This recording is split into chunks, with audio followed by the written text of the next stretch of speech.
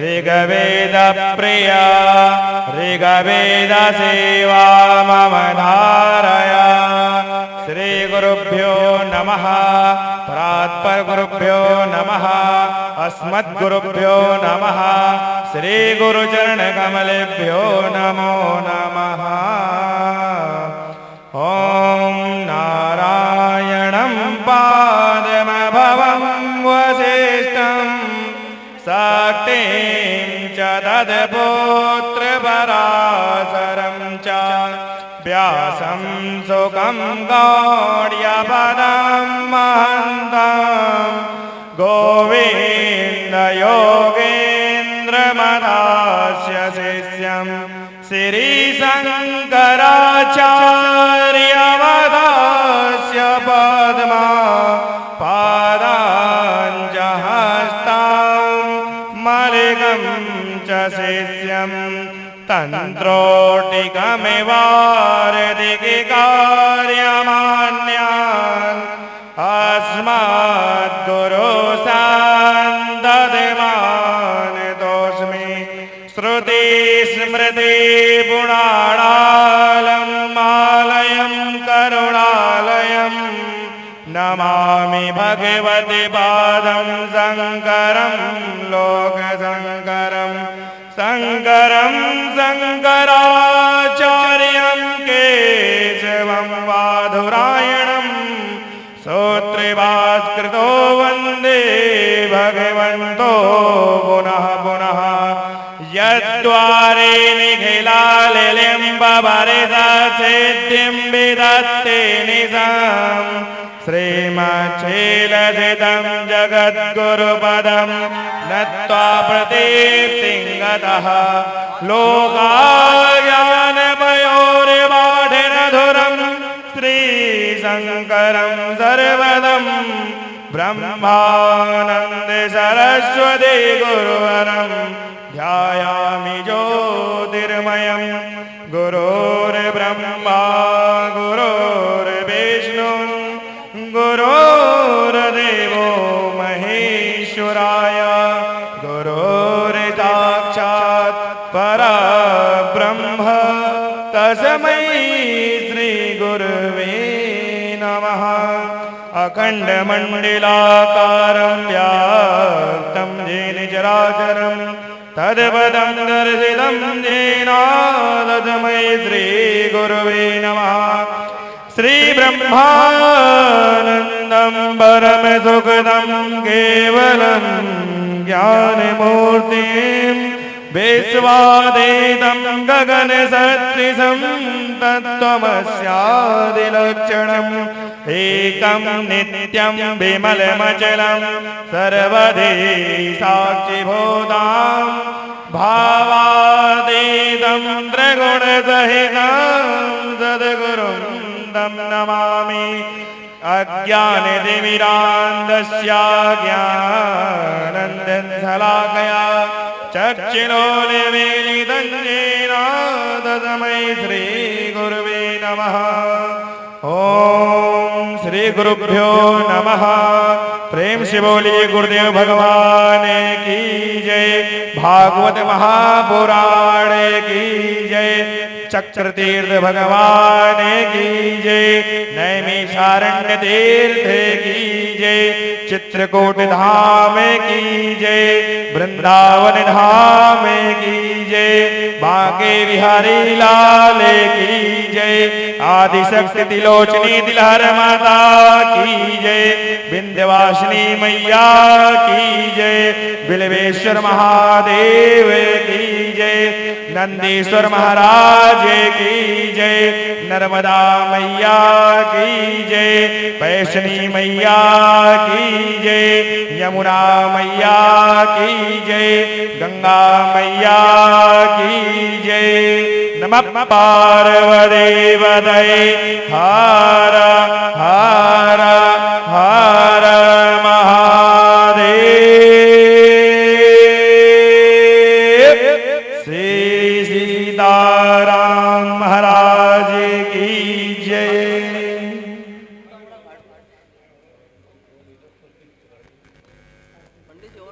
ओम ज्वालामालिन्यै नमः ॐ ज्वालाग्रालमद्युग्रापदे धनधनदोदनं प्रदोलं पावनो देवी भद्रकाली नमोऽस्तुते ॐ इदगुं हविः प्रजननान्मे अस्तोदसपीरग्गुं सर्वगणगुं सुस्थये आत्मसनि प्रजासनि वधुसनि लोकसन्नभयसनि अग्निः प्रजां बहुलां मे करोत्तन्यं पयोरेदोऽस्मात् सुदत्ता।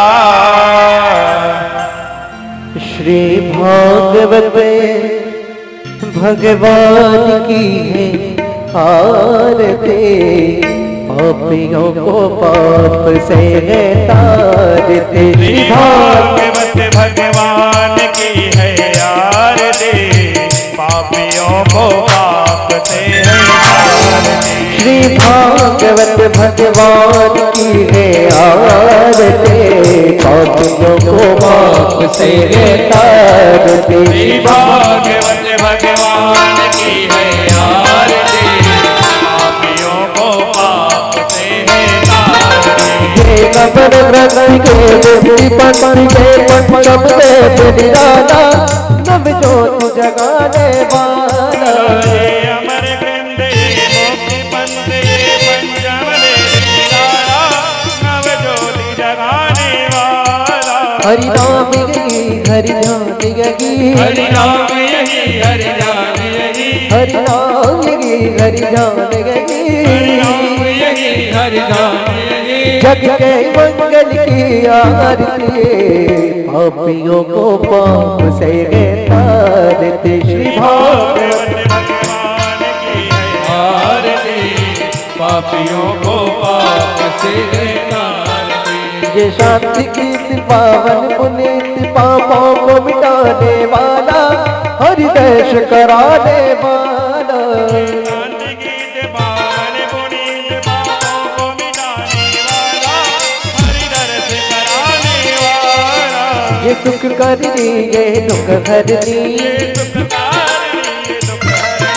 ये सुख करनी ये दुख हरनी।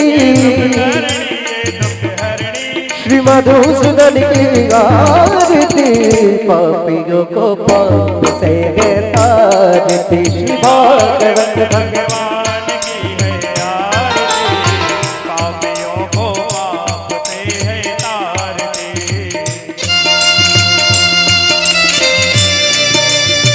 जय हो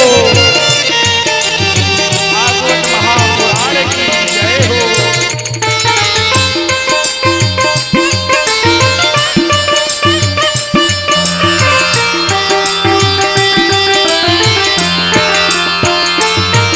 ये मधुर बोल जगपथ कौन सत्य मार्ग बताने वाला, बिगड़ी को बनाने वाला। मधुर बोल जगवंत कौन सद्मार्ग बताने वाला, बिगड़ी को बनाने वाला। श्री राम यही घनश्याम यही, श्री राम यही घनश्याम यही, श्री राम यही घनश्याम यही। श्री राम यही घनश्याम यही। प्रभु की महिमा की आरती, पापियों को पाप से तारते। श्री भागवत भगवान की है आरती, पापियों को पाप से है तारते। श्री भागवत भगवान के है आरती, पापियों को पाप से तारते। श्री भागवत भगवान की है आरती, पापियों को पाप से है तारते। पापियों को पाप से तारते। पापियों को पाप से है तारते। ओम कर्पूर गौरम करुणावतारम, संसार सारम भुजगेन्द्रहारम, सदा वसंतं विद्यारण्ये भगवन् भवानी शरणं नमामि। मंदारमाला गणकालिकाय, कपालमाला चित्तसुन्दराय, दिव्यंबराय च दिगंबराय, नमः शिवाय ओम नमः शिवाय। हरे राम राम राम हरे हरे कृष्ण कृष्ण कृष्ण हरे हरे श्री कृष्ण गोविंद हरे मुरारे हे नाथ नारायण वासुदेवा नारायण वासुदेवा हे नाथ नारायण वासुदेवा।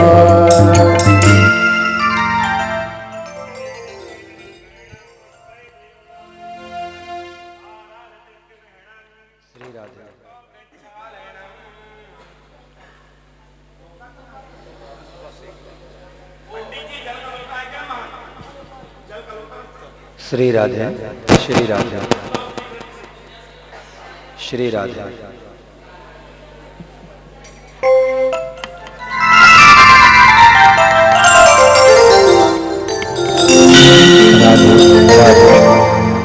राधे राधे राधे श्री राधे।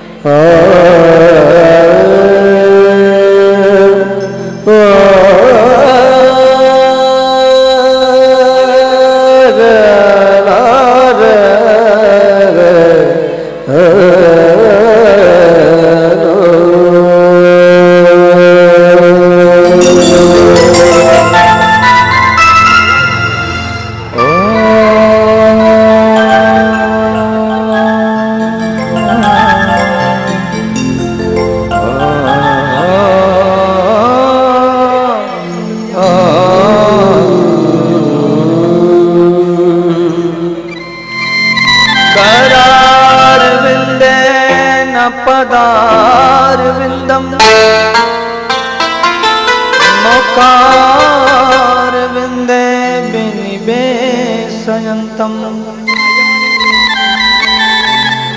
भट्टस्य पत्रस्य पुटे शयानं बालं मुकुन्दं मनसा स्मरामि।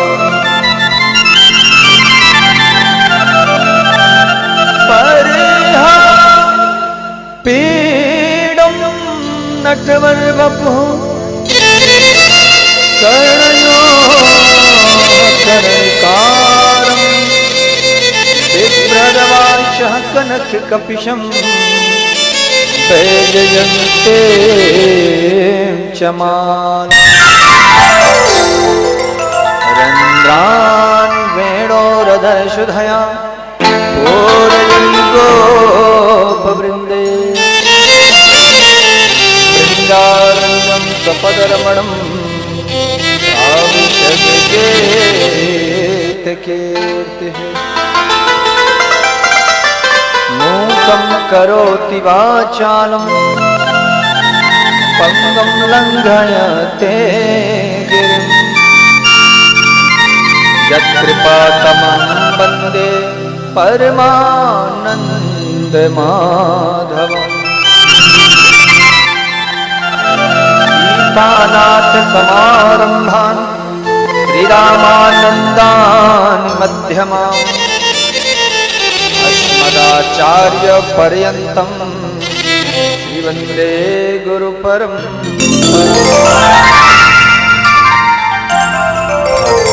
भक्ति भगवन्ति बपू चतुर्नाम बपू वेद इनके पद बंधन किए नाश विघ्न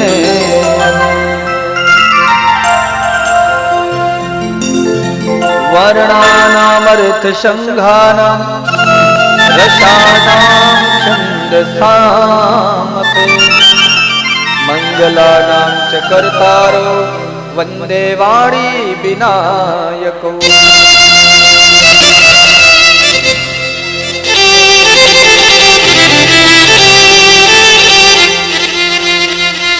सच्चिदानंद रूपाय विश्वोत्पत्त्यादि हेतवे तापत्र विनाशाय श्री कृष्णाय वयं नुमः। ओम नमो भगवते वासुदेवाय नमः। श्री गुरुचरण कमलेभ्यो नमः। श्री गणेश्वराय नमो नमः।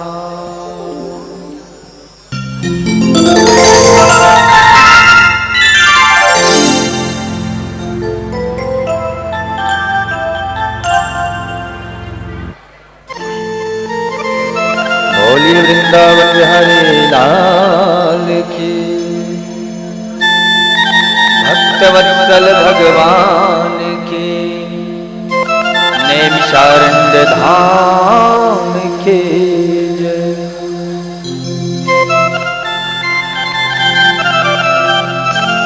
आइए हम सभी श्रोतागण भगवत भक्तगण भगवान की इस भुवन पावनी दिव्य गाथा का गायन सुन लाभ प्राप्त करें। आइए इसके पूर्व अपने मन और वाणी को भगवत चरणों में विश्राम देते हुए नाम संकीर्तन का जाप करेंगे।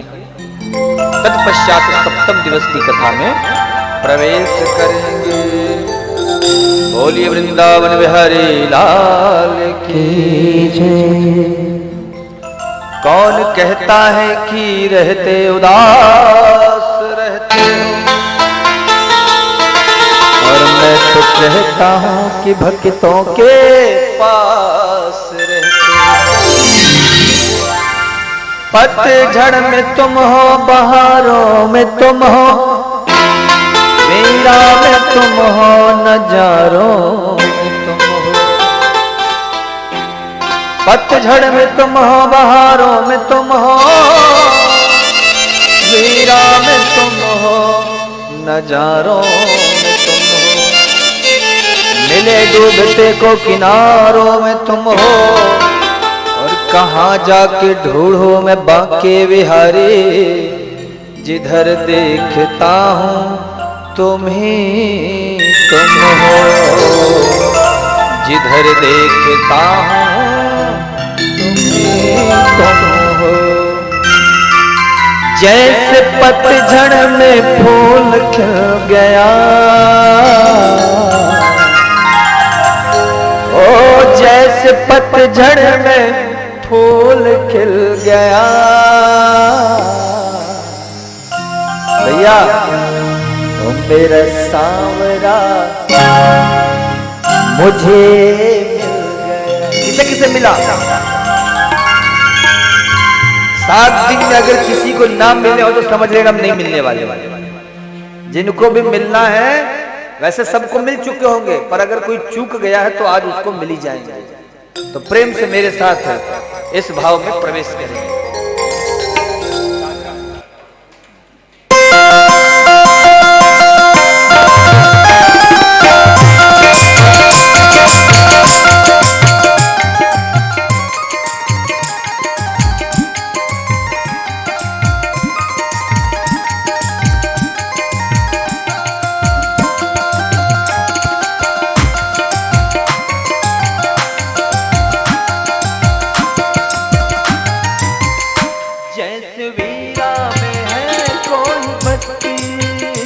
जैसे वीरा में कोई पक्षी, सोनी महफिल में आ जाए मस्ती, सोने महफिल में आ जाए मस्ती। जैसे पतझड़ में फूल खिल गया, मेरा सांवरा मुझे मिल गया, मेरा सांवरा मुझे मिल गया, मिल गया, मेरा सांवरा मुझे मिल गया, मिल गया, मेरा सांवरा मुझे मिल गया।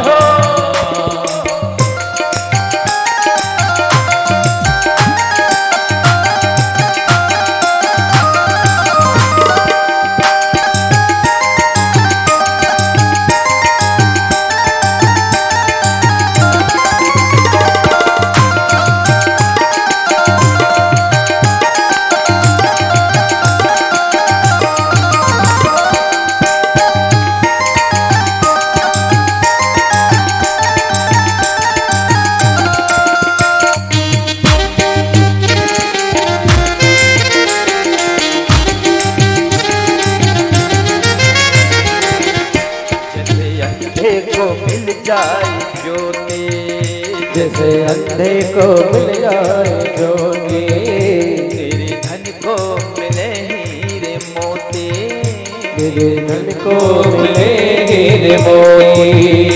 मेरे हृदय में, मेरे हृदय में, मेरे हृदय में फूल खिल गया। जय हो।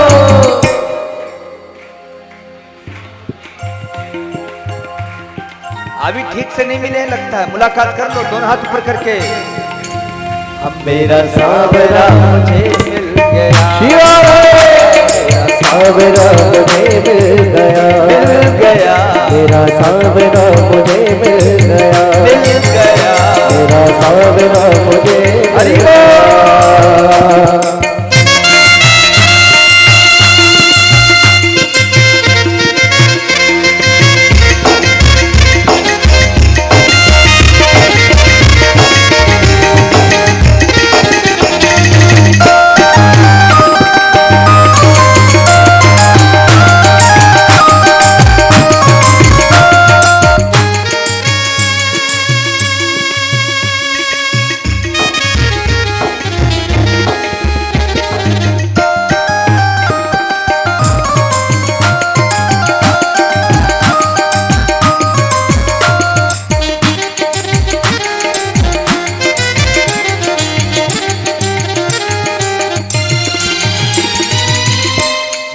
भूखे को मिले अन्नदानी, जैसे भूखे को मिले रंगमाई, जैसे प्यासे को मिले ठंडा पानी, जैसे प्यासे को मिले ठंडा पानी। प्रेम भक्ति से मन बदल गया, प्रेम भक्ति से मन बदल गया। जय हो। देखो लय राग सुर ताल सब बराबर होना चाहिए, तब मजा आएगा, तब आनंद आएगा। दोनों हाथ ऊपर करो, बोलो हम मेरा सांवरा, मेरा सांवरा मिल गया, मेरा सांवरा मिल गया, मेरा सांवरा मुझे मिल गया, मिल गया, मेरा सांवरा मुझे मिल गया।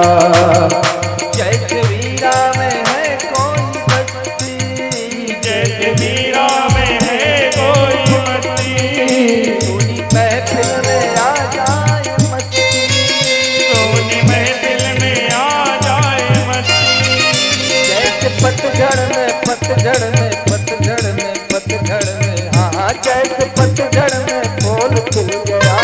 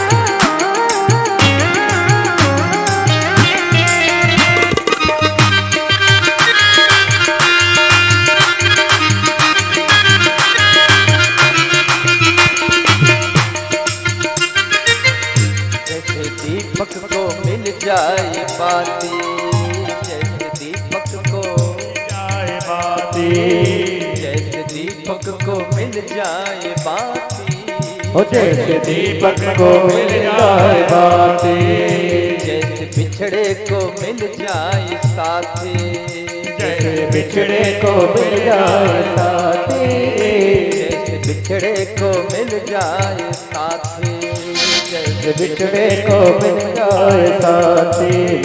देखते ही उसे दिल गया, देखते ही उसे गया,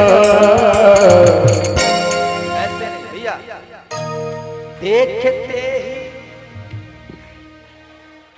देखते ही उसे दिल गया,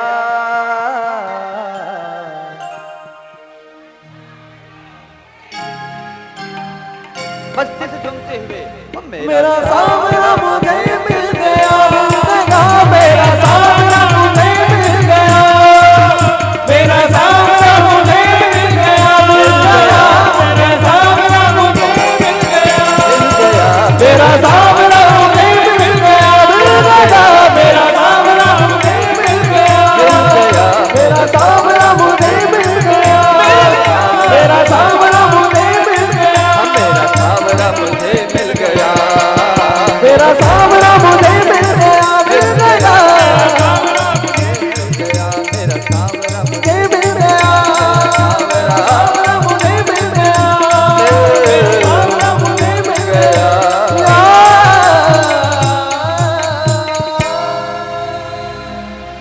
जैसे पतझड़ में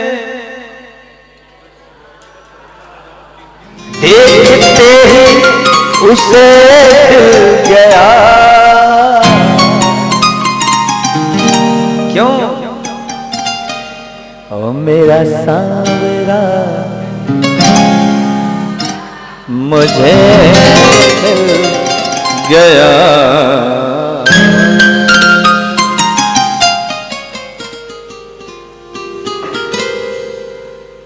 बोलिए भक्तवत्सल भगवान की।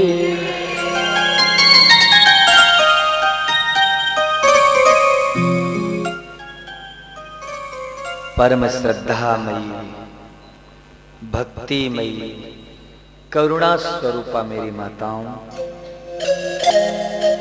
परम भक्त वांछा कल्पतरु,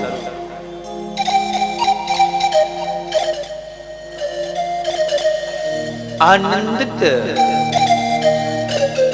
कृपा कटाक्ष से हम पर कृपा बरसाने वाली श्री किशोरी राधा रानी जी की अत्यंत महती महनीय कृपा से उपस्थित यह दिव्य पुण्य भगवत भागवत उत्सव, जिस पर हम परम आनंद के साथ विगत 7 दिवस से 7 दिनों से गोता लगा रहे हैं।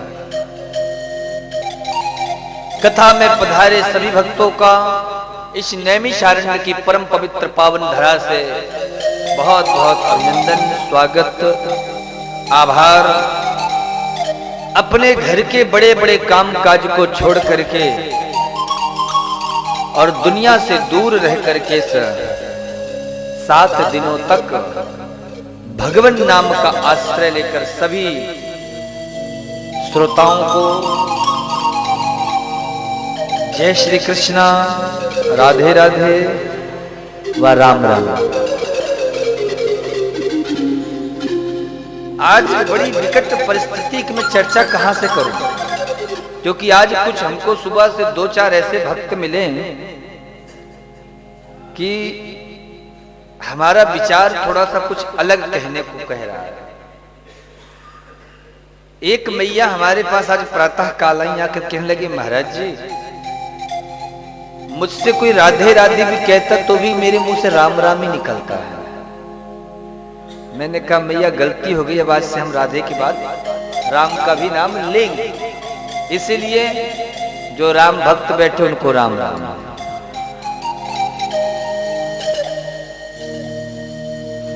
मैंने एक दिन बहुत ही इस पर चर्चा की थी राम और कृष्ण पे, मैं जानता हूं आप सब परम ज्ञानी हैं और परम रसिक हैं। भागवत में एक जगह एक श्लोक आया हुआ है, यथार तरोर मूल निसेचने न तृप्यंत तत् स्कंधा भुजोप शाखा। निंदा कभी किसी की नहीं करनी चाहिए, याद रखना। और जो निंदा करता है, निंदा करने वाले को तो दोष लगता ही है, निंदा सुनने वाला भी बराबर का ही उस दोष का अधिकारी होता है। इसलिए निंदा कभी किसी की मत करो, पर निष्ठा हमेशा एक में रखो।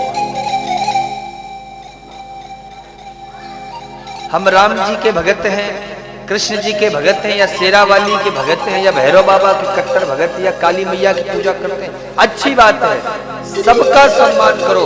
पर जहां तुम्हारी निष्ठा जुड़ी है उसमें महाराज पूर्ण विश्वास।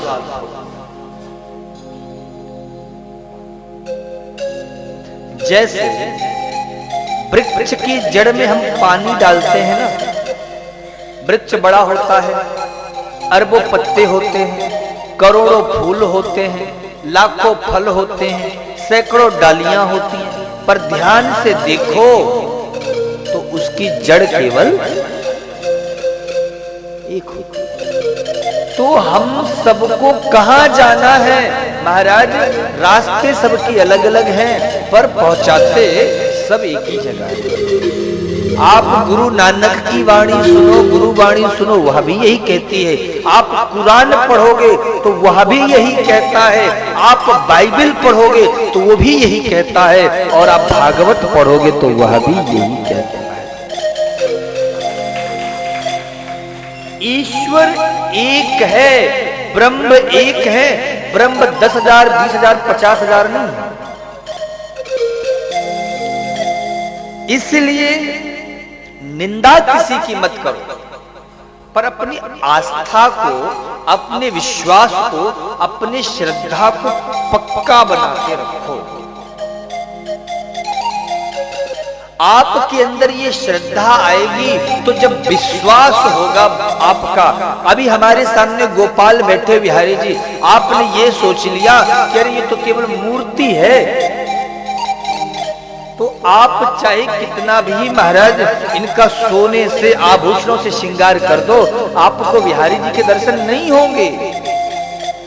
और महाराज यदि आपके मन में विश्वास पक्का है तो पत्थर की मूर्ति में भी भगवान के दर्शन हो जाते हैं। इसलिए विश्वास पक्का रखो। दूसरी बात आती संबंध। विश्वास तब होगा जब हमारा संबंध प्रभु से जुड़ जाए। हम बैठे हैं यहाँ पे, बाबा तुलसी ने कहा तोहे मोहे नाते अनेक, मानिए जो एक। नाते तो हमारे प्रभु से बहुत हैं, पर एक रिश्ता ऐसा बनाओ कि जब कोई बात नहीं बनती ना, तो उस रिश्ते का प्रयोग करके अपनी बात बना सको। समझ रहे हो बात को? संबंध पक्का हो तो प्रभु से संबंध जोड़ो, रिश्ता जोड़ो।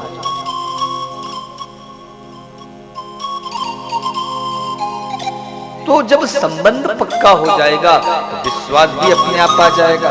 एक बात बताओ, कोई सड़क पे जाने वाले राहगीर ने कहा मैं 2 बजे फलानी जगह पे मिलूंगा। आप कहोगे कौन पागल व्यक्ति, फालतू में जान ना पहचान, और बोल के चला गया। जरा आपका कोई परम मित्र आके मिल जा रहे, यार 2 बजे मिलना, तो वहां पे काम है तुझसे। अच्छा, मित्र ने कहा जरूर कोई बात होगी, तुरंत आप पहुंच जाओ, है कि नहीं? राव वालों है ना? तो उसी प्रकार से आप भगवान से कहते हो प्रभु मेरा ये कार्य हो जाए। भगवान ने सुन लिया। आप रोज तो सैकड़ों आते, चलो एक इसका भी लिस्ट में नाम चढ़ा दो। अपने सेवक कह देते रजिस्टर में इसका भी नाम चढ़ा लो, फलाना व्यक्ति ऐसा कह रहा है। और जरा रिश्ते में महाराज कोई आपके खास हो, सरकार ध्यान देना, अगली बार बात बिगड़ जाएगी। काम होना चाहिए। भगवान भी सोचेंगे अरे ध्यान देना पड़ेगा, नहीं भगत फिर छोड़ेगा नहीं, क्योंकि भक्त हमारे पग धरे वहां धरू मैं हाथ, सदा संग लागत फिर कबहु न छोड़ू साथ। तो संबंध पक्का हो। तीसरी बात समर्पण। श्रद्धा और भक्ति का जन्म ही होता है विश्वास से और संबंध से, और फिर आता है समर्पण। समर्पण पूरा होना चाहिए। मन में ये विचार करो कि मेरे सामने साक्षात गोविंद विराजे हैं, मेरे कन्हैया मेरे सामने खड़े। ऐसा नहीं कि मंदिर में पूजा करो और गाओ ओम जय जगदीश हरे, अरे ओ रामू देखो नहीं आ गयो, भक्त जनन को संकट, अरे देख चाय बनी कि ना बनी।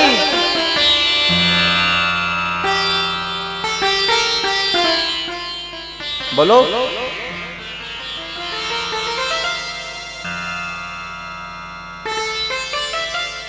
विश्वास, संबंध और समर्पण, यह तीनों पूर्णतया निष्काम भाव से होते हैं। विश्वास हम उसी पे करते हैं जिससे महाराज हमारा हृदय से संबंध जुड़ा होता है। तो निंदा किसी की मत करो, निष्ठा एक में रखो। बाबा तुलसीदास जी लिखते हैं, मैं ये नहीं कह रहा कि आप बिहारी जी की पूजा करो कि राम जी की पूजा करो। एक कथा सुनाता हूं, उससे आप समझ जाओगे मैं क्या कहना चाहता हूं। एक बार बाबा तुलसीदास जी वृंदावन गए, बांके बिहारी जी के दर्शन करने। कहां? वृंदावन। गोसाइयों ने पूछ लिया, बाबा जी आप तो ठहरे राम जी के भगत, यहां क्या कर रहे हो? तो ऐसा लिखा हुआ है, मुरली लपुटे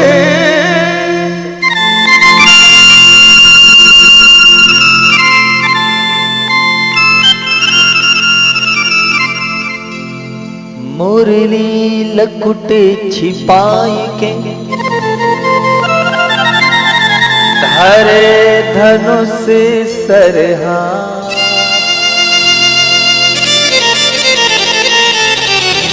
भक्त की रुचि को देख के नाथ भयो रघुनाथ, नाथ भयो रघुनाथ। दोनों एक ही हैं और हम भाग्यशाली हैं कि जिनसे भी हमारा दिल लगा है वो दोनों एक ही अंश हैं। चाहे राम कह लो चाहे कृष्ण कह लो, है तो दोनों एक ही। अगर इसको यूं समझो तो एक बात याद रख लो, मुरली की जगह अगर कृष्ण जी के हाथ में धनुष दे दोगे तो कोई चेक कर सकता है कि ये कृष्ण है? बोलो। और राम के हाथ में धनुष की जगह आप मुरली दे दो तो चेक करके बता दोगे कि ये राम है? नहीं। क्यों? क्योंकि दोनों एक ही जैसे हैं, एक ही जैसे। दोनों महाराज श्याम सवल सांवले सलोने से विग्रह है, सुंदर दोनों के हृदय में श्रीवत्स का चिन्ह है। सुंदर महाराज गले में सुंदर दिव्य मणि रंजित सुंदर मालाएं सुशोभित हो रही हैं, सुंदर घुंघराले केस हैं, सुंदर नीलांबर पीतांबर धारण की। बस ये धनुष और मुरली का एक फर्क आ गया है, तो दोनों वही। एक बार क्या हुआ है, दोनों यशोदा मैया और कौशल्या मैया दोनों अपने अपने पुत्र को लेकर गंगा जी के किनारे प्रयागराज, कुंभ का समय था और दोनों महाराज स्नान कर रही थी। मैया कृष्ण भगवान को लगा क्यों ना हम एक बार राम बन करके देख लेते हैं, और राम जी को भी लगा कि क्यों ना हम कृष्ण एक बार बन जाए। दोनों महाराज खेलते खेलते घुटमन घुटमन चलते चलते आए। अब दोनों एक ही जैसे। महाराज उनकी माताओं को भी कंफ्यूजन हो गया। अब महाराज कौशल्या मैया दौड़ी दौड़ी गई तो वो कृष्ण को राम समझ कर ले आई और राम को यशोदा मैया कृष्ण समझ करके ले आई। अब राम जी पहुंच गए कहां? वृंदावन, और कृष्ण जी पहुंच गए अयोध्या। कैसी जरा कल्पना करो, अगर ऐसा हुआ होगा तो कैसा दिव्य स्वरूप रहा होगा। राम जी वृंदावन और कृष्ण जी अयोध्या। अब महाराज जैसे ही राम जी वहां पहुंचे, मैया बोली लाला माखन खाएगो। राम जी तो सिर भी ना हिलाई, बड़े सीधे साधे, बोले मेरे लाला को का है गयो, या तो माखन जबरदस्ती छीन छीन के खावे। महाराज ग्वाल वाले सखा सब बुलावे, चल कन्हैया खेलवे को। अब वो तो राम जी बोले नहीं, माता पिता की आज्ञा के बगैर कैसे जाए। ग्वाल वाले सोचे ये तो सबसे चोरी करके भाग जावे, आवाज या चली ना। इधर मैया कौशल्या महाराज राम जी को समझ कर कह रहे हैं लाल पुत्र यहीं बैठना। अब महाराज राम जी तो एक जगह टिकते ही नहीं है, कहीं यहाँ भागे कहीं वहां भागे, कहीं कुछ चुराए कभी कुछ चुराए। अब कौशल्या और यशोदा दोनों परेशान, ये हमारे पुत्र को है का गया, कोई नजर नजर तो ना लग गई।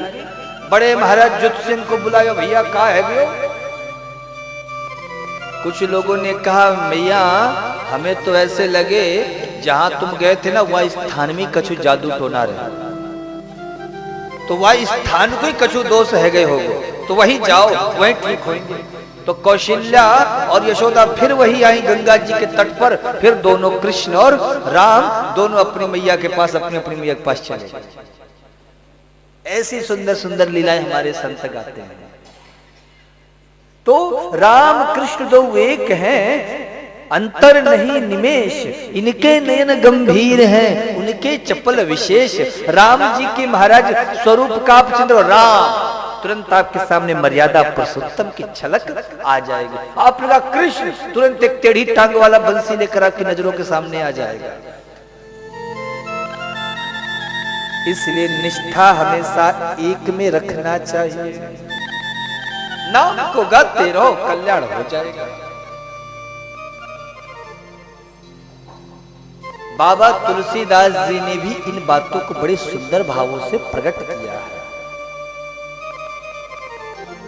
आप पुष्टि मार्गी हो, कट्टरपंथी हो, जो भी हो, पर हमेशा एक ही प्रार्थना करो, हे भगवान मेरे इष्ट में मेरी श्रद्धा और बढ़े।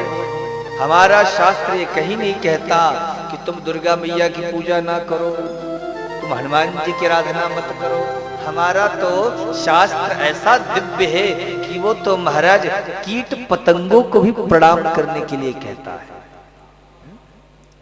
हमारे शास्त्र ऐसे हैं, वो ये कहते हैं कि सनातन धर्मावलंबी तो वह है जो अपने आप को अत्यंत छोटा, अत्यंत सूक्ष्म समझे। प्रभु हम आपके लायक नहीं हैं, हाँ हम आपके लायक है ही नहीं, तो किसके लायक हो? मेरे दासों के। बोले दासों के भी लायक नहीं है, आपके जो नौकर हैं उनके भी नौकर बनने लायक है। तो फिर तो कहता है भक्त हम प्रभु दासानुदासानुदास दासानुदास दासानुदास दासानुदास दासानुदास दासानुदास दासानुदास उन दासों के दासों के दासों के दासों के दासों के भी नख के चरण रज की धूल के बराबर है सरकार। अब बताओ, जब किसी ने अपने आप को इतना छोटा बना दिया तब अभिमान वहां कुछ रह गया? ईगो कहीं नजर आया? आज समस्या ये है कि महाराज हर व्यक्ति के अंदर अपना सेल्फ रिस्पेक्ट, सम्मान अच्छी बात है, पर सम्मान का अभिमान होना वो खराब बात है।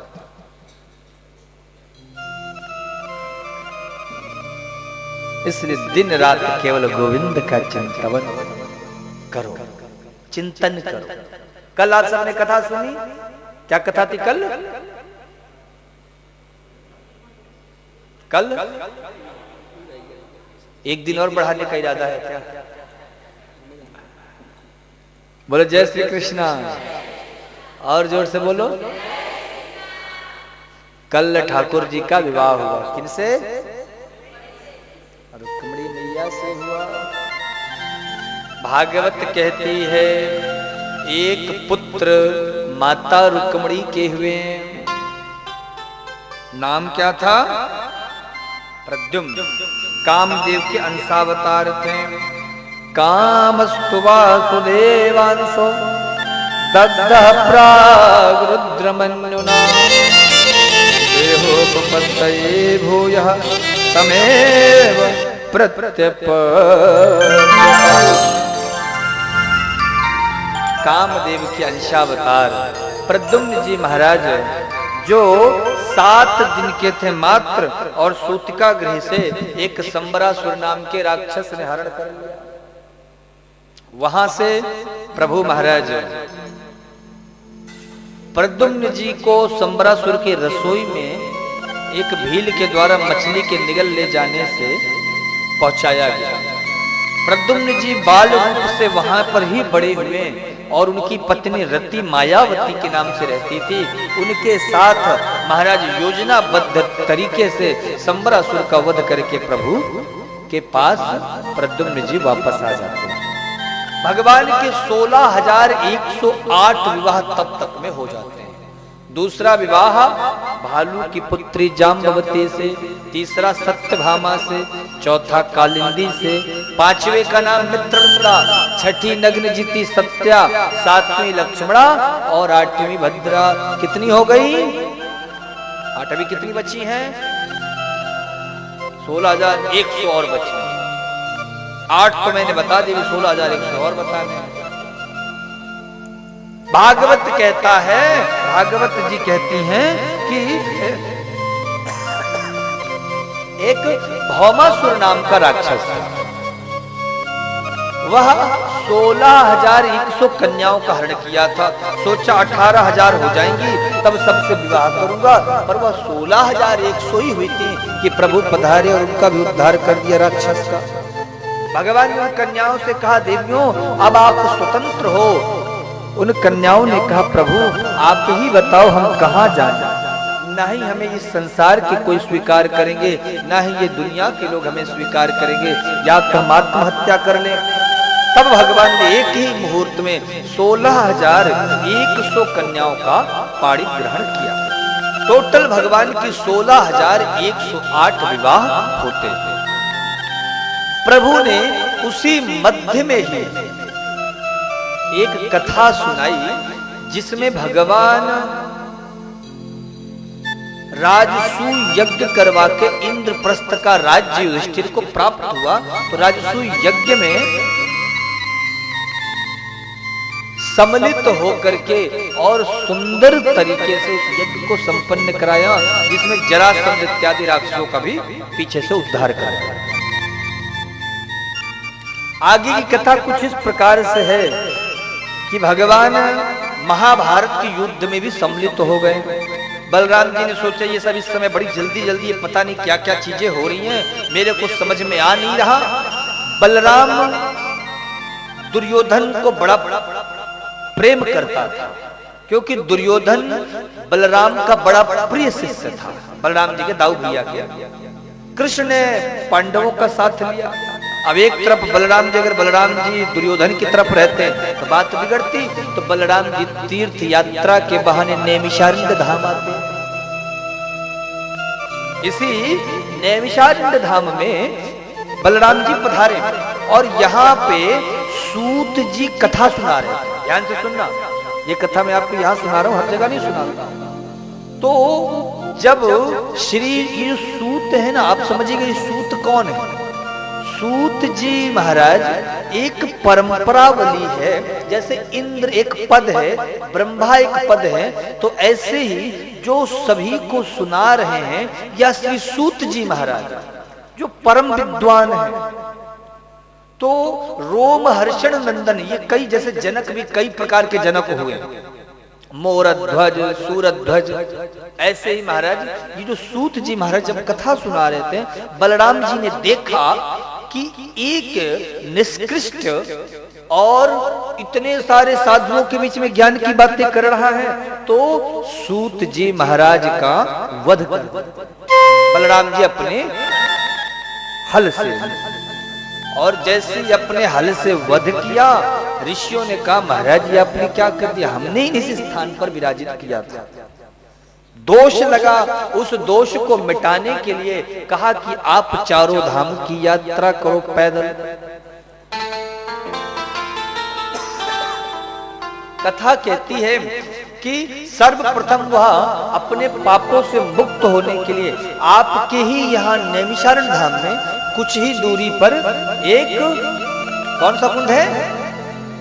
हत्या हरण कुंड। आप लोग को जो लोग गए होंगे उनको वहां की महिमा बताई गई है। तो वह जो हत्या हरण कुंड है वहां पे वो पधार कर स्नान किए और उस दोष से मुक्त। एक और कथा भी है वहां पे, राम जी ने जब रावण का वध किया था तो उन्हें भी ब्रह्म हत्या का दोष लगा।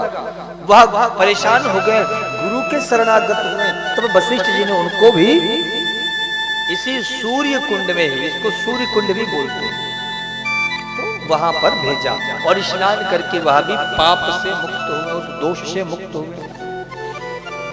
हम भी गए थे अपने उड़ीसा वाले शिष्यों के साथ,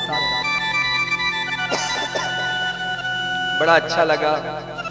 मछलियों को भी कुछ आटे वाटे खिलाए, कुछ फोटो वोटो भी खिंचवाई, दर्शन किया, परिक्रमा लगाया, आचमन किया, मानसिक स्नान भी किया। तो बहुत अच्छी जगह है। आप लोग भी जरूर, सभी लोग गए होंगे और नहीं गए होंगे तो जरूर जाना। 30-35 किलोमीटर ही है, कोई बहुत सौंदर्य नहीं है कि आपको बहुत बड़े बड़े वहां मंदिर मिल जाएंगे या बहुत सुंदर भीड़ भाड़ होगी। शांतमय स्थान है, मन को शांति मिलेगी और कुछ नहीं मिलेगा वहां। तो नैमिषारण्य धाम में सुंदर ऋषियों का सत्संग आज से नहीं, सतयुग से त्रेता द्वापर कली पर्यंत नित्य निरंतर इस धरा पर ज्ञान अमृत की चर्चा होती रहती है। क्योंकि यह जो क्षेत्र है यह अत्यंत पुण्यकारी क्षेत्र है। यहाँ पर आकर के आपने यदि चक्र तीर्थ में स्नान कर लिया, आपके सारे पाप ताप संताप नष्ट हो जाएंगे। और हम मेरी माताओं स्नान ही नहीं किए, दर्शन ही नहीं किए, हम 7 दिन से डुबकी लगा रहे हैं यहीं पर रह करके भागवत भागीरथी गंगा को प्रकट करके। ये भागवत भागीरथी आई नहीं है, ये प्रकट हुई है। और इस भागीरथी में प्रकट जो ये गंगा हुई है, इस पर हम सभी खूब नहा रहे हैं। इसलिए आज आखिरी सप्तम दिवस है, आज जरा नहाना तो जरा मलमल करके नहाना, ऐसा नहाना कि बाहर के ही नहीं भीतर के भी जितने मैल हैं वो सब यहीं पर समाप्त हो जाए। ये भाव लेकर के आज की कथा में आप सब गोता लगाना। व्यास जी महाराज कहते हैं एक बड़ी सुंदर कथा सुना, आओ हम भी जरा उस दिव्य कथा में प्रवेश करें।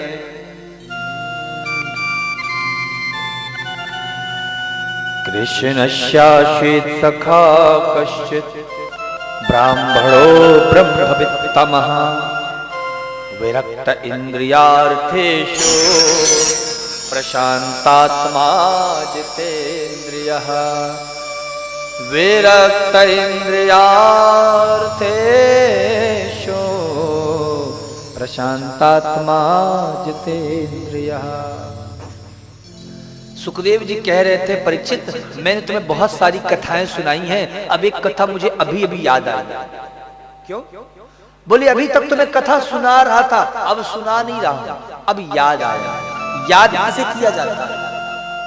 जो बहुत विशिष्ट और अचानक आए बुद्धि, अरे कोई जैसे बात, अरे हाँ यार एक बात याद है, सुनो तो जरा बहुत जरूरी बात है।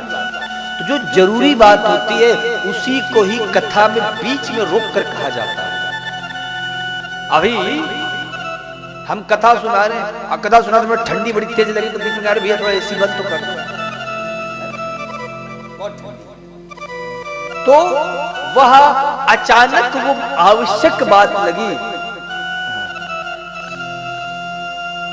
कभी कभी एक पंथ दो कार्य कर लेना चाहिए, कथा के बहाने और दूसरे काम भी हो जाते हैं साथ में। एक घटना मुझे याद आ रही है, एक सुना देता फिर आगे बढ़ेंगे। एक जगह एक व्यास जी कथा सुना रहे हैं, तो अब कथा में तो सब प्रकार की श्रोता रहती है मैया। एक मैया की वो रोज कथा में आती है और जो कथा शुरू हो जाती बड़े ध्यान से वो कथा सुनती है, बड़े ध्यान से। और कथा शुरू ही नहीं कि आंखन से आंसू पे आंसू, आंसू पे आंसू, आंसू पे आंसू। अच्छा, व्यास जी भी लोग जो होते हैं ना कथा सुनाते हैं, वो लोग श्रोताओं को पहचान लेते हैं कथा की भीड़ में कि भैया ये श्रोता अच्छा, ये श्रोता मीडियम क्वालिटी, ये श्रोता नॉर्मल, ये श्रोता हाई क्वालिटी, ये श्रोता ऐसा, वो श्रोता ऐसा। वो समझ जाता है व्यास जब कथा सुनाता है कि ये श्रोता कैसी कथा सुनती, ये श्रोता कैसी कथा सुनती। तो जो श्रोता ध्यान से कथा सुनती है, व्यास जी की नजरें भी उन श्रोता पे ज्यादा जाती है कि भैया ये श्रोता बहुत अच्छे से कथा सुनती है। तो वो मैया महाराज रोज आती और कथा में खूब रोती। अब बस भागवत जी को देखे और रोए, भागवत जी को देखे और रोए। व्यास जी को लगा ये मैया बहुत ध्यान से कथा सुनती है। व्यास जी बड़े प्रसन्न होकर खूब महाराज हाथ हाथ लटक लटक के खूब कथा सुनावे। भाई श्रोता बड़े ध्यान से कथा सुनावे। तीसरे दिन की बात वो मैया थोड़ी देर हो गई आने में।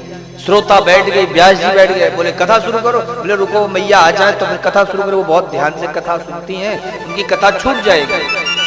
उनके चक्कर में आज आधा घंटा देरी से कथा शुरू हुई। मैया आई, बोले महाराज अभी तक कथा नहीं शुरू हुई। बोले मैया हम आप ही का इंतजार कर रहे थे कि आप आ जाओ तो कथा शुरू। आप इतने ध्यान से कथा सुनते हो, कथा छूट जाती है।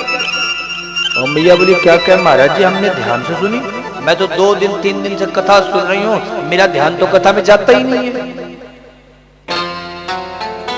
कह रही हो मैया? तो फिर तुम्हारे आंखों से आंसू कैसे निकले?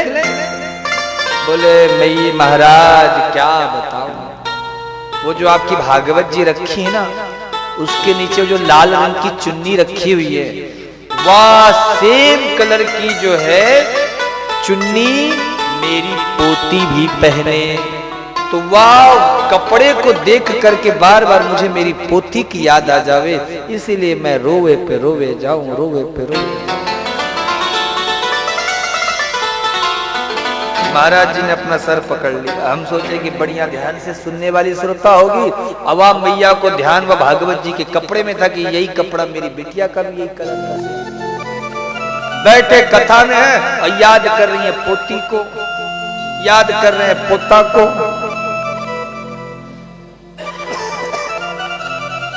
तो सुखदेव जी कहते हैं अब जो मैं सुना रहा हूं ना, ये मुझे याद आया। क्या? बोले कृष्ण के सखा थे। कौन थे? ब्राह्मण थे। फिर का ब्राह्मणी नहीं थे खाली, ब्रह्मवित्तमः। एक होता ब्रह्मवित्तर, एक होता ब्रह्मवित्तर, एक होता ब्रह्मवित्तमः। जो सर्वश्रेष्ठ होते हैं, परम उपासक होते हैं, वही ब्रह्मवित्तम माने गए हैं। तो सुदामा जी क्या है? बोले ब्रह्मवित्तमः। फिर कहने लगी इतनी नहीं, विरक्त इंद्रियार्थेषु, इंद्रियों से उनकी विरक्ति थी। कैसे? बोले इंद्रियों में उनकी आसक्ति नहीं थी। जितेंद्रियः, वो इंद्रियों के गुलाम नहीं थे। हम क्या हैं? हमें जब भूख लगती तब खाना खाते हैं, हमें जब प्यास लगती है तब पानी पीते हैं, हमें जब नींद आती है तब सोते हैं। तो तुम्हारी मर्जी से थोड़ी चल रही तुम्हारी इंद्रियां, तुम इंद्रियों की मर्जी से चल रहे हो। पर सुदामा जी के साथ जस्ट अपोजिट। सुदामा जी को जब भूख लगती तब महाराज वहां भोजन ग्रहण करते, ऐसा नहीं था। जब सुदामा जी चाहते तब उनको, जब सुदामा जी चाहते तब उनको प्यास लगती। तो जितेंद्रियः। फिर आगे कहते विरक्त इंद्रियार्थेषु, इंद्रियों से उनकी विरक्ति थी। जितेंद्रियः। और कृष्णस्यासीत् सखा कश्चित् ब्राह्मणो ब्रह्मवित्तमः विरक्त इंद्रियार्थेषु प्रशांतात्मा। अशांत मन वाले नहीं थे, प्रशांत मन वाले थे। कैसे? बोले कि अशांत भगवान को भी शांता कारण कहा गया है, क्योंकि कभी कभी भगवान को भी क्रोध आ जाता है, पर सुदामा जी को गलती से भी क्रोध नहीं आता, इसलिए उन्हें प्रशांत आत्मा कहा गया। अच्छा एक बात बताओ, जितनी तारीफ भागवत में सुखदेव जी ने सुदामा जी की करी है, इतनी किसी और की हुई है भागवत में? किसी की नहीं। लेकिन जब धर्म पत्नी का परिचय देने लग गए, बोले उनकी पत्नी तो पतिव्रता थी परंतु दरिद्र थी। अरे भैया, पतिदेव को तो विरक्त इंद्रियार्थी सु कह रहे हो, धर्म पत्नी को दरिद्र क्यों? अगर पतिदेव डॉक्टर हो तो धर्म पत्नी को भली सुई लगाने, इंजेक्शन लगाने ना आता हो, लेकिन लोग अपने आप उन्हें डॉक्टरनी जी बोलने लग जाते हैं। पतिदेव पूजा पाठ कराते हो तो भली धर्म पत्नी को पूजा पाठ कराना ना आता हो, लेकिन लोग अपने आप पंडितानी जी कहना शुरू कर देते हैं।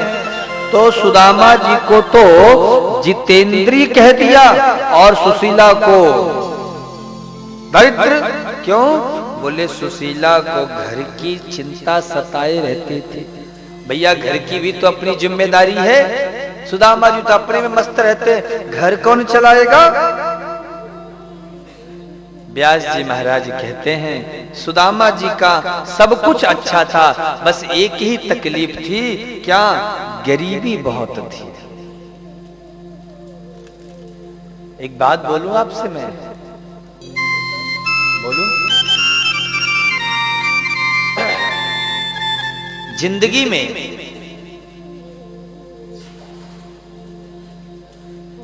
में इंसान हर दुख को सह सकता है, हर कष्ट को, पर इस संसार में सबसे बड़ा दुख महाराज गरीबी होती है। भगवान कोई सा भी दुख दे दे, पर गरीबी किसी को मत दे, क्योंकि गरीबी में महाराज सब कुछ बदल जाता है।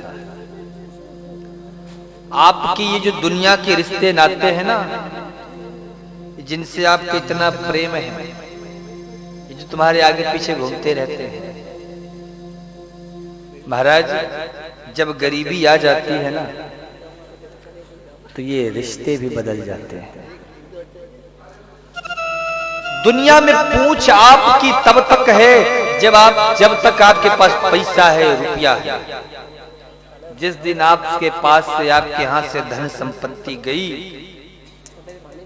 अपने भी पराये हो जाते। आपके पास धन है, संपत्ति है, संपदा है, तो गैर भी अपने हो जाएंगे। और धन संपत्ति चली गई तो अपने भी गैर बन जाते हैं। बनते हैं लाख रिश्तेदार, बनते हैं लाख रिश्तेदार जब जर पास होता, जर मतलब पैसा। बनते हैं लाख रिश्तेदार जब जर पास होता है, और टूट जाता है गरीबी में वो रिश्ता भी जो रिश्ता खास होता है।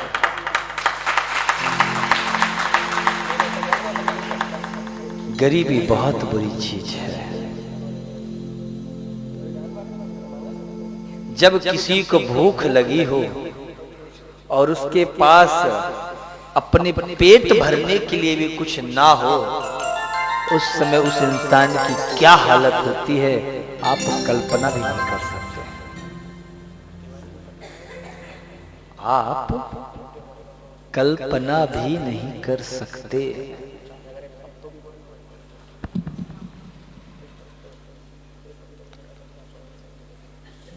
मैंने कई ऐसे क्षेत्रों में भी कथा की है जहां पे महाराज अगर भंडारा रखा जाता है भागवत में, तो उन गांवों में महाराज ऐसे ऐसे लोग भी आए भंडारे में जो 2-2 दिन से कुछ नहीं खाए पिए थे। 2 दिन से कुछ नहीं खाए पिए थे, 2 दिन के भूखे हैं, आए हैं, भंडारा है तो कम से कम पेट भर खाएंगे।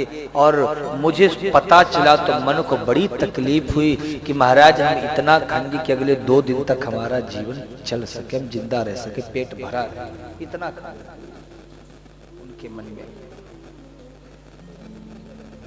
भूखा व्यक्ति से ना जाने क्या पाप हो जाए। भुभुक्षितम किम न करोति पापम। भूखे व्यक्ति को धर्म, पाप, अधर्म ये कुछ नहीं दिखाई देता है, उसे तो केवल उस समय उसकी भूख नजर आती है। भूख में महाराज तुम कितने भी बड़े पैसे वाले हो, कितने भी करोड़पति व्यक्ति हो, अगर भूख लगी है तो हवाई जहाज से भी अगर बिस्किट फेंके जा रहे हैं तो भी तुम पकड़ पकड़ करके खाओ। क्यों? क्योंकि भूख लगी है। इसलिए जीवन में कोशिश करो कि कोई आपके सामने हो तो वो भूखा ना हो। अगर आपके पास कुछ है तो एक रोटी ही सही पर उसकी क्षुधा, उसके भूख को, उसकी तड़प को शांत करो। पैसा रुपया देने की जरूरत नहीं है, पर अगर वो भूखा है तो उसे जरूर कुछ खिलाओ। भगवान ने तुम्हें दिया है तो भगवान का शुक्रिया अदा करो। कम से कम तुम अपना पेट भर करके तो सोते हो। भूख लगती है, प्यास लगती है, जिंदगी अब उदास लगती।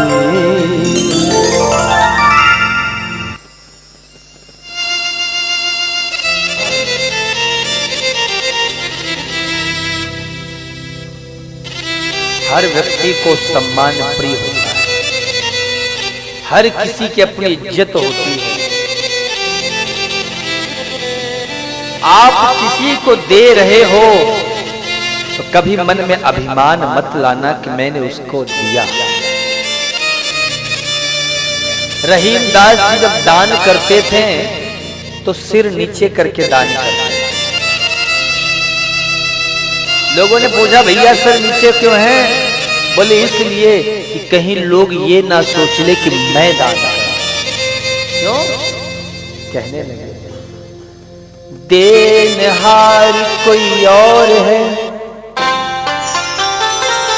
देवत है कोई और, तुम केवल एक माध्यम हो, तुम देने वाले नहीं हो, तुम्हारी औकात नहीं है देने की। ये कोई और राह पर बहाना तुम्हें बना दिया। देनहार कोई और है, देवत है कोई और, लोग भरम हम पर करे याते नीचे ने, करते हो तुम कन्हैया मेरा नाम हो रहा है, मेरा आपकी कृपा से नाम हो रहा। करने वाला वो, कराने वाला वो, तुम केवल निमित्त बने हुए हो। इसलिए कोई इस धरती में भूखा ना सोए। भगवान से एक ही प्रार्थना करो, प्रभु कुछ भी हो लेकिन इस संसार में एक भी ऐसा प्राणी ना हो जो भूखा सोए। सोचो आज हम यहाँ पे इतने विविध व्यंजन, पकवान इत्यादि ग्रहण करके और मस्ती से रहते हैं महाराज, उसमें भी बहुत सारी कमियां नजर आ जाती हैं, पर उनकी जरा सोचो जो आज की रात भूखे सोए होंगे। ना जाने कितने ऐसे जो आज भी भगवान के भरोसे बैठे हैं। कोई तो भगवान का भक्त होगा जो उस भगवान का पैगंबर बन करके, उसका दूत बन करके आएगा और हमारी क्षुधा को, हमारी भूख को मिटाएगा।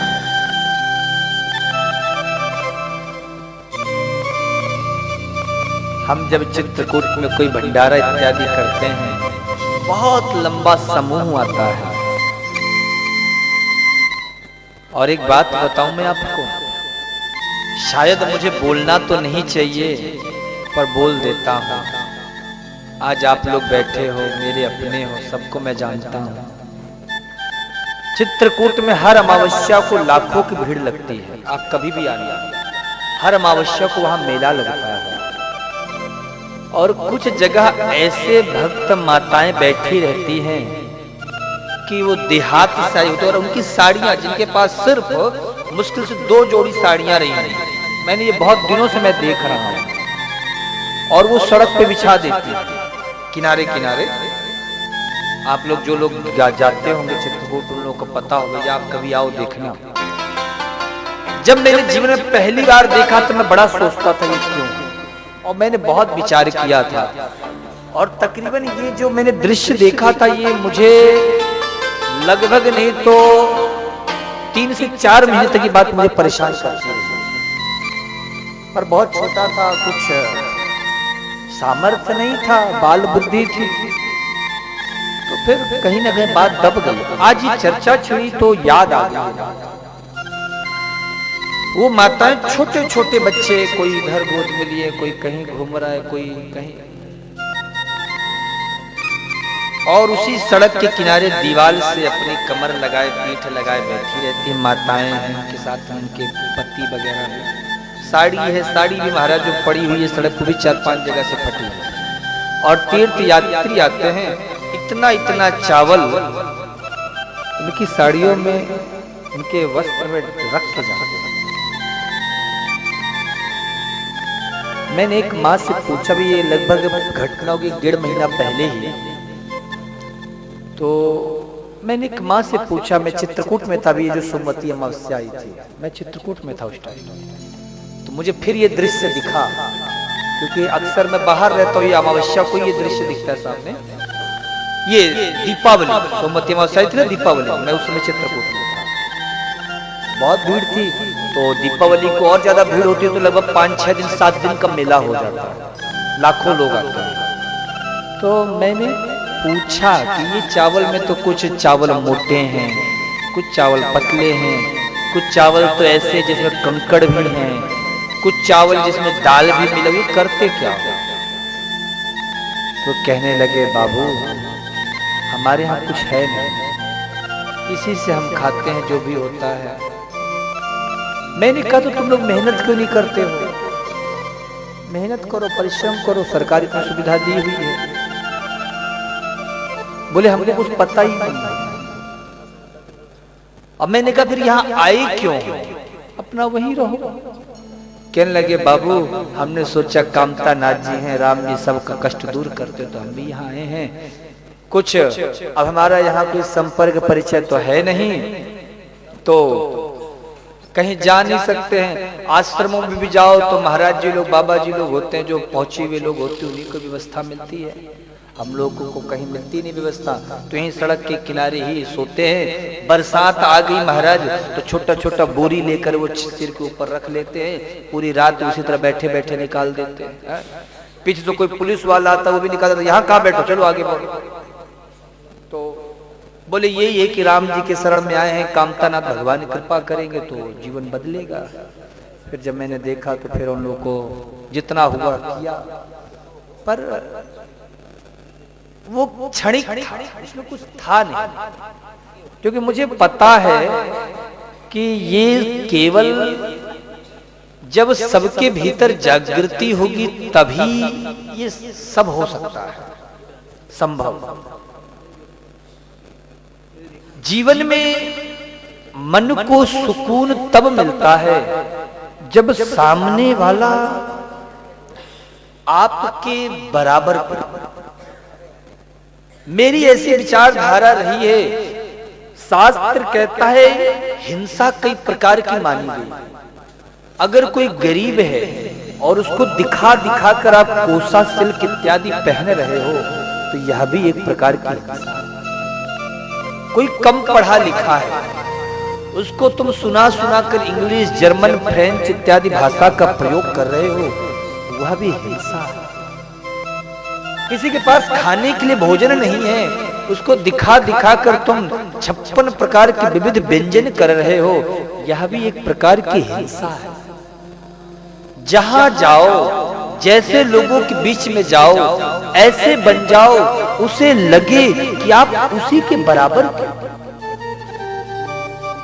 कोई गरीब है, कोई अमीर है, हो सकता है उनके कर्मों का कुछ होगा नतीजा, वो गरीब है, कुछ कारण होगा। भगवान महाराज दरिद्र को भी नारायण की उपाधि दी गई है कि दरिद्र नारायण है, ठीक है, अपने कर्म के अनुसार व्यक्ति फल भुगतता है, वो सत्य है। पर आप कौन हो? आप तो इंसान हो, आप तो मानव हो, तो आपकी इंसानियत कहां चली गई? इसलिए कोशिश करो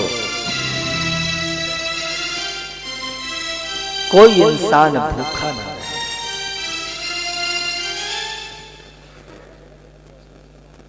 क्योंकि भूखे व्यक्ति का कुछ भी भरोसा नहीं है महाराज। कोई प्यासा हो और आपसे कहते पानी पिला दो, तो आप पानी पिलाओगे कि उसको कहोगे कि अरे भैया पानी का प्रवचन दोगे? प्यास कैसे शांत होगी? पानी पीने से होगी। अब कोई कह रहा भैया पानी पिला दूं, उससे कहना भैया पानी क्या मांग रहे? पानी तो पूरी दुनिया में हर जगह है, तुम्हारे भीतर भी पानी, आकाश में पानी, धरती के नीचे भी पानी, हर जगह पानी पानी। क्या पानी पानी चिल्ला रहे? वो महाराज पागल हो जाएगी, ये मुझे प्रवचन भाषण में सुना, मुझे पानी चाहिए। इसी प्रकार से भगवान ने भी कहा है कि अगर आप भूखे को रोटी खिला रहे हो, भोजन करा रहे हो, तो आप अगर भूखे भी होंगे तो भी आपके मन को अपार शांति मिलेगी। एक भागवत में कथा आती है, पुरुवंश का एक राजा था जिसका नाम था रंतिदेव। क्या नाम था? रंतिदेव। राजा रंतिदेव के राज्य में अकाल पड़ गया, सूखा, पूरी प्रजा त्राही त्राही मरने लगी, भूखों मर रही। एक दिन ऐसा समय आया कि रंतिदेव के विशाल खजाने में मात्र 2 मुट्ठी चावल बचा। रंतिदेव के खजाने में 2 मुट्ठी चावल बचा है। रंतिदेव ने अपने पत्नी से, बच्चों के से कहा, चलो आज भगवान की यही इच्छा है कि चावल का भोग लगे। चावल बन करके महाराज जैसी सामने आया कि एक ब्राह्मण दरवाजे पर आ गया, सरकार महाराज मैं बहुत भूखा हूँ, भूख के मारे मेरे प्राण निकल रहे हैं। रंतिदेव ने कहा, मेरे राज्य में कोई ब्राह्मण भूखा रहे? अपनी थाली उन्होंने ब्राह्मण देवता को दे दी। ब्राह्मण देवता तृप्त होकर चले गए। रंतिदेव ने कहा, चलो आज भगवान यही चाहते कि पानी का ही भोग लगे, चलो पानी पी करके अपनी क्षुधा समाप्त करते हैं। जैसी पानी पीने लगे, एक चांडाल 2 कुत्तों के साथ आ गया। महाराज मैं और मेरे ये दोनों कुत्ते बड़े प्यासे हैं, भूख के मारे, प्यास के मारे तड़प तड़प करके मर जाएंगे, जिह्वा कंठ सब सूख चुका है। रंतिदेव ने कहा, मेरे राज्य में कोई पानी की प्यास से तड़पे मरे? उन्होंने अपने कलश का पूरा जल उस चांडाल को दे दिया। महाराज जब वो चांडाल जल पी रहा था, रंतिदेव की आंखों से आंसू निकल रहे थे, क्योंकि खुद भी वह भूख और प्यास से तड़प रहे थे। और महाराज उसी समय आंखों से आंसू निकलते हुए उन्होंने हाथ जोड़कर एक बात कह दी, मालिक इतना दीजिए, मालिक मालिक मालिक इतना दीजिए, जाने कुतुब समान, मैं भी भूखा ना रहूं, आज न भूखा जाए। और ऐसा कही ही कि महाराज वह चांडाल, विप्र और कुत्ता सब ब्रह्मा विष्णु महेश बन करके प्रकट हो गए। आकाश में बादल आ गए, झमझमा कर वर्षा प्रारंभ। इसलिए कोई भूखा ना रहे महाराज। क्योंकि आज आपकी थाली में रोटी है, ये भगवान का शुक्र है। आप शुक्रगुजार बनो, ना जाने कभी ऐसा वक्त ना आए कि जब आपकी थाली में भी रोटी ना हो। मैंने इस जीवन में महाराज ऐसे लोग को देखा है जो सड़क से महल का सफर करते हैं और महलों से भी सड़क का सफर करते हैं। ऐसे लोग को मैंने आंखों से देखा। बुलंदी देर तक कहां रहती है, बुलंदी देर तक कहां रहती है, ऊंची इमारत हर घड़ी खतरे में रहती है। ये बुलंदियां, ये शोहरत, ये सब किराएदार हैं, आते जाते रहते, इनकी चिंता मत करो। तुम तो केवल चिंता करो कि मेरा भगवान मुझे देखता है, वो क्या सोच रहा है मेरे बारे में, बस। सुदामा जी के जीवन में सब कुछ था, ब्राह्मण थे, स्वाभिमानी थे, सब थे, सब ठीक था, पर एक ही कष्ट था। कष्ट ये था कि घर में गरीबी बहुत थी, और इतनी गरीबी थी कि सुबह को रहे तो शाम को ना हो, शाम को रहे तो सुबह को ना हो। ये गरीबी सुदामा जी के ऊपर तो कुछ भी प्रभाव नहीं डालती, क्योंकि वो मजे हुए संत थे, लेकिन सुशीला से नहीं बर्दाश्त हो रहा था। मां दुनिया के हर कष्ट को सह सकती है, हंस करके सह लेगी।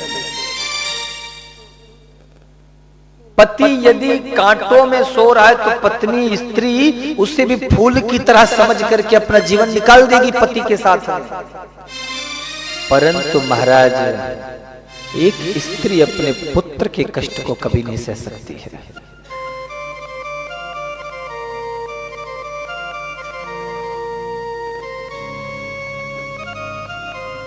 पुत्र का कष्ट बहुत असहनीय होता है। सुशीला ने कहा, स्वामी मेरे बच्चे भूखे हैं, 2 दिन से कुछ नहीं खाए हैं, कुछ खाना दे दो, कुछ लाए हो? सुदामा जी ने कहा, मेरे पास कुछ नहीं है। बच्चों को ज्यादा भूख लगी तो जाके कह दो एकादशी है आज। बच्चों को भूख लगी है तो कह दो एकादशी है। सुशीला बोली, महाराज कल भी मैंने बच्चों को यही कह करके शांत रखा था कि बेटा एकादशी है। वो नन्हे हैं, बालक हैं, मर जाएंगे, आप लेकर के आओ। सुदामा जी बोले, ठीक है, आज मैं कुछ यजमानों के यहां से कुछ लेके आऊंगा। सुबह के निकले, शाम को आए घर, पूछा कुछ लाए? सुदामा जी बोले, नहीं कुछ नहीं लाया। क्यों, कुछ मिला नहीं? बोले, मिला तो था, यजमान ने दिया था, लेकिन रास्ते में कुछ महात्मा लोग मिल गए, मैंने उनको दे दिया। सुशीला की आंखों में आंसू आ गए। स्वामी,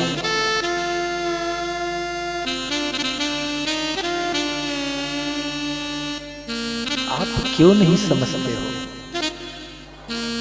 आप क्यों नहीं समझना चाहते हो? 3 दिन बीत चुके हैं,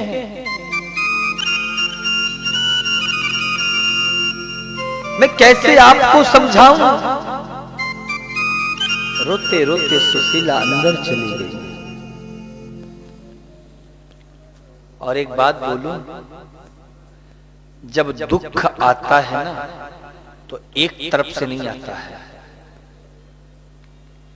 चारों तरफ से आता है। सुख आता है तो चारों तरफ से आता है। पत्थर में भी हाथ रखो वह भी सोना बन जाता है, पर जब दुख आता है महाराज तो गरीबी में आटा भी गीला हो जाता है। गरीबी में आटा भी गीला हो जाता है।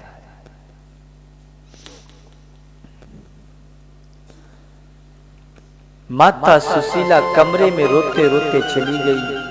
एक महात्मा जी दरवाजे पे आ गए, संत को भिक्षा मिले, संत को भिक्षा मिले। सुशीला ने कहा, घर में एक फूटी कौड़ी नहीं, बच्चे 3 दिन के भूखे, दरवाजे पे महात्मा कह रहे हैं संत को भिक्षा मिले। सुशीला के पास एक ही धोती थी पहनने के लिए, दूसरी जोड़ी साड़ी भी नहीं थी, और उस धोती को पतिव्रता स्त्री थी, सो कैसे पहनती? तो उसी साड़ी की 2 खंड कर लेती महाराज, और एक दिन एक वस्त्र को पहनती, एक दिन दूसरे वस्त्र को पहनती।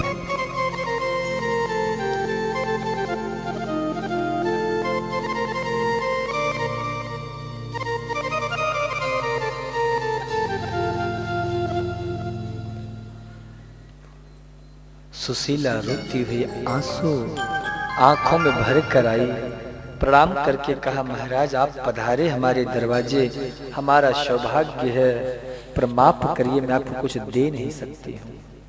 क्यों? बोले 3 दिन से मेरे घर में चूल्हा नहीं जला है, मेरे बच्चे भूख से मर रहे हैं, हमारे पास कुछ नहीं।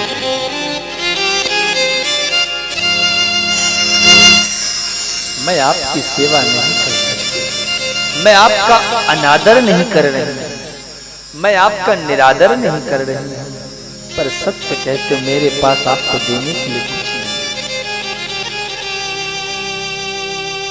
महात्मा जी मुस्कुरा पड़े, बेटी तेरे पास कुछ नहीं है, कोई बात नहीं, मुझे कुछ मत दे, पर एक बात बताऊं। क्या? बोले वो जो द्वारिकाधीश कृष्ण है ना, वो तेरे पति का मित्र है, तू अपने पति को भेज, जरूर भगवान सुनेंगे। सुशीला चौंक पड़ी, द्वारिकाधीश मेरे पति के मित्र? तुरंत आई, आंसू पोंछकर मुंह धुल करके आई, पति के चरणों में आकर बैठ गई, चरण दबाने लगी। सुनिए स्वामी, क्या ये सच है? द्वारिकाधीश आपके सखा है? क्या ये बात सत्य है?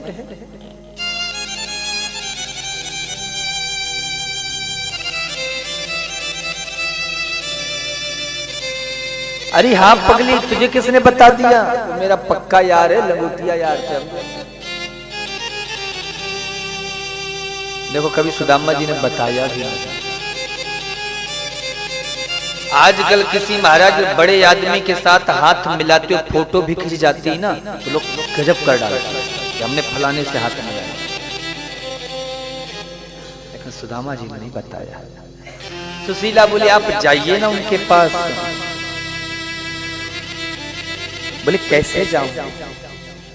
क्योंकि गुरु और मित्र के घर कभी खाली हाथ नहीं जाना चाहिए, घर में कुछ है नहीं तो क्या मुंह लेके जाऊं?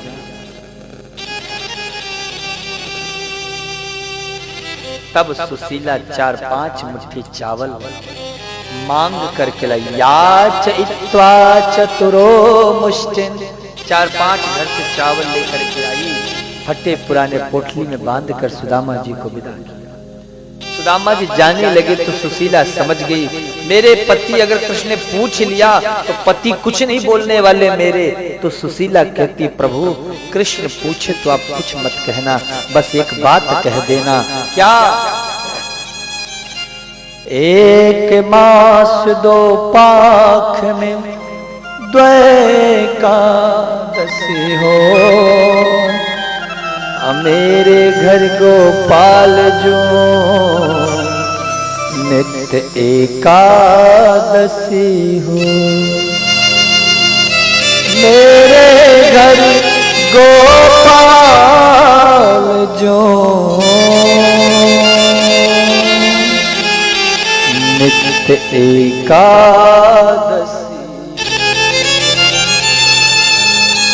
सुदामा जी चल दिए। सुदामा जी की आंखों में आंसू हैं, सिसकते जा रहे हैं और चलते जा रहे हैं।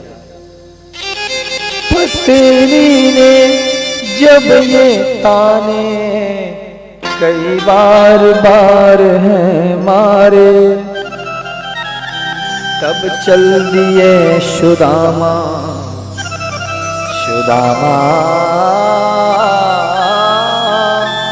श्री कृष्ण के द्वारे।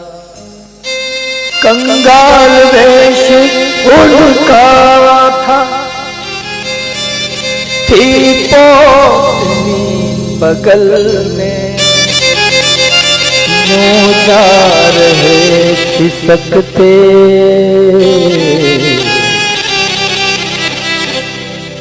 श्री कृष्ण के द्वार।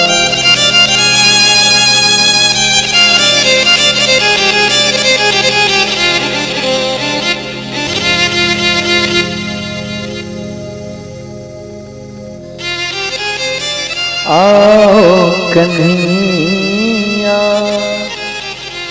आओ मुरारे, तेरे दर पे आया सुदामा। चलते जा